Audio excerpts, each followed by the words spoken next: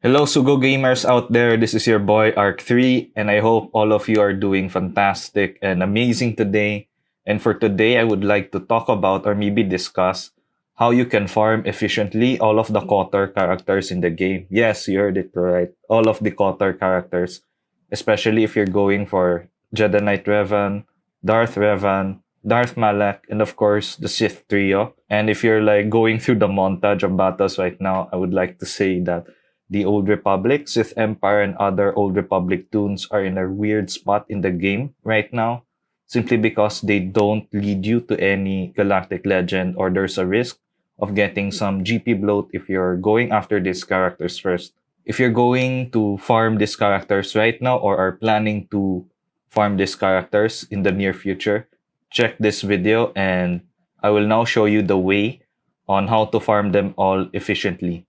Now let's begin with these two sets first. So it's Bastilashan, Karth Onasi, T3M4. And after getting these three, we'll move to Jolie Bindo, Candoros Ordo, Mission and Zalbar, and then Juhani. Now let's discuss first the first group. So you wanna first farm the leaders, namely Bastilashan and Karth Onasi.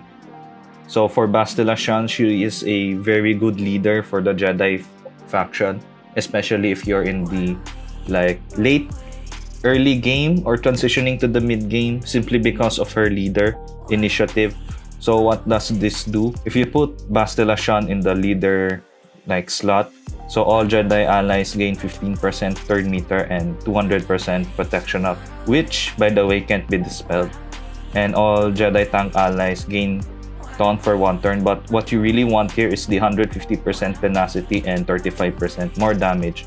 Other than that, she is like a good character in your JKR team once you get him, as well as in future iterations of Jedi teams. Like, she's still viable up to this day.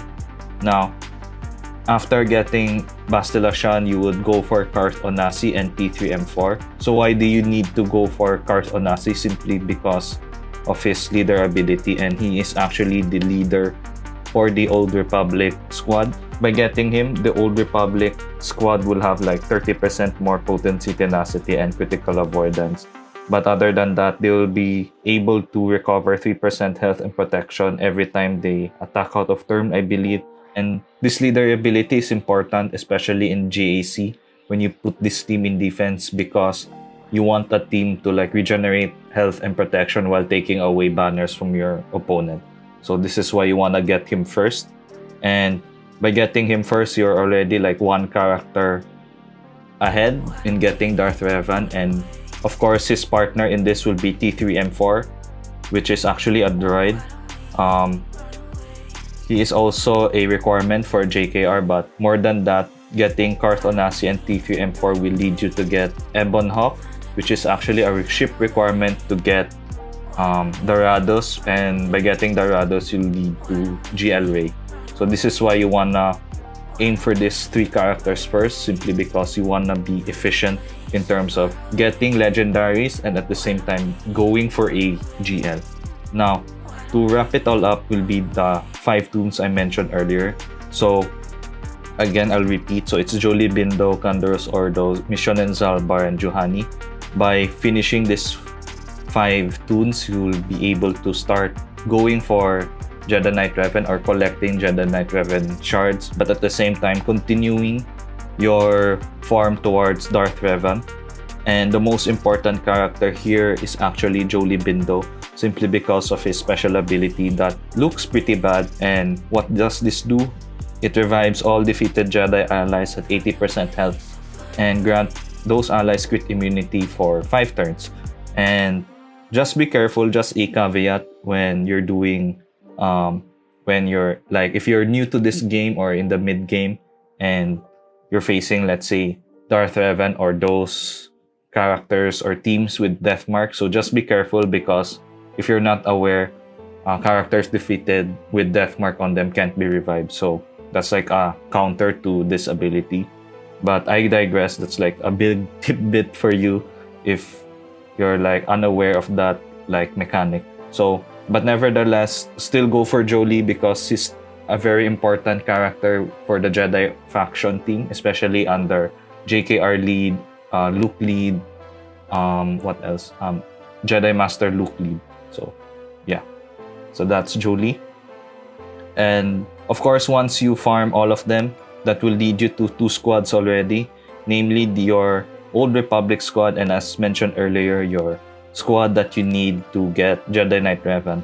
So I won't discuss further the Old Republic squad. That's like a separate video, but just for your information, the Old Republic squad, this is like the most optimal lineup, I believe, right now. You can always swap T3M4 for Juhani, simply because it depends on the situation. Maybe you want a double tank with Zalbar in it, or you want a like buff dispel or a heal with T3M4. So that's the Old Republic squad. Now, after you get, let's say, Jedi Knight Revan already, and you're moving towards Darth Revan, so the next group would be Bastila Shan Fallen and HK47. So these tunes are like somewhat important to get Darth Revan and of course Darth Malak. But the most important tune here will be Bastila Shan Fallen, simply because of her utility when she's with like Sith leads or Darth Revan lead. So very important to get her first before HK47. But for HK47, he's very accessible early on, simply because you can get him in the squad arena store. So that's part 3 actually in your farm progression. Now, if you notice in the progression, it's very like methodical. So after getting Bastila Shan and HK47, you will now have your Darth Revan squad, which will be Karth Onasi, Kandaros Ordo, Juhani, Bastila Shan Fallen, and HK47. Just a heads up when you're doing the event, that's why I placed Jolee in the early on when you're farming, because in like tier 6, I believe, you'll be needing your Jolee Bindo or like an iteration of Jolee Bindo in the game. But I think there's no mods, I'm not sure. But best to have him already before going for Darth Revan. I may be wrong, so let me know in the comments below if my understanding of that is wrong or correct. So don't bash me for anything if I make a mistake. We're just human, we all make mistakes. So I digress. Moving on would be the Sith Triumvirate or the Sith Trio.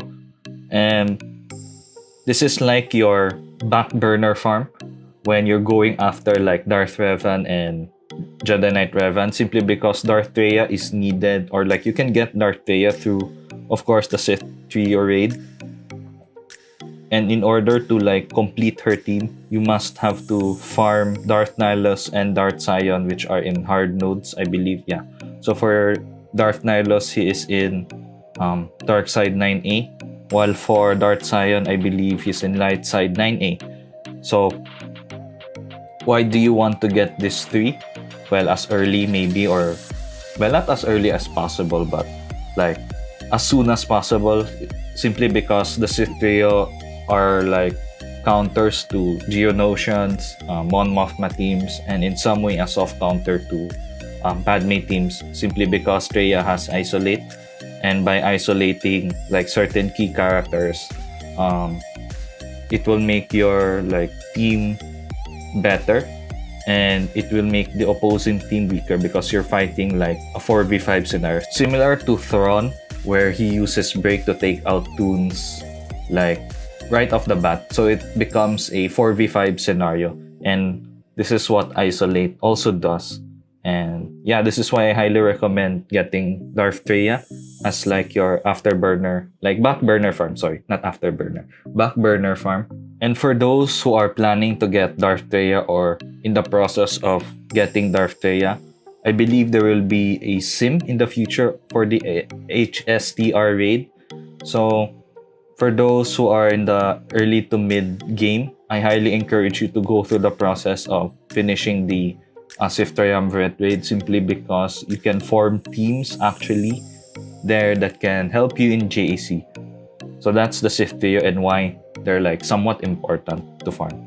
Now, after getting Darth Revan, and of course you already have 2 teams, well, not 2 teams, like teams for JKR and DR.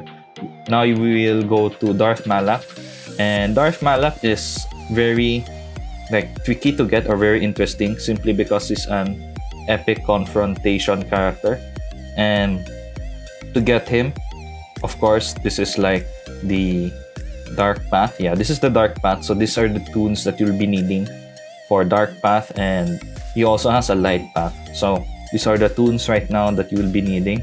And for efficiency purposes, to get him, like there are two sides. So as mentioned earlier, so Malak light side and Malak dark side. So for Malak light side, this will be your optimal team.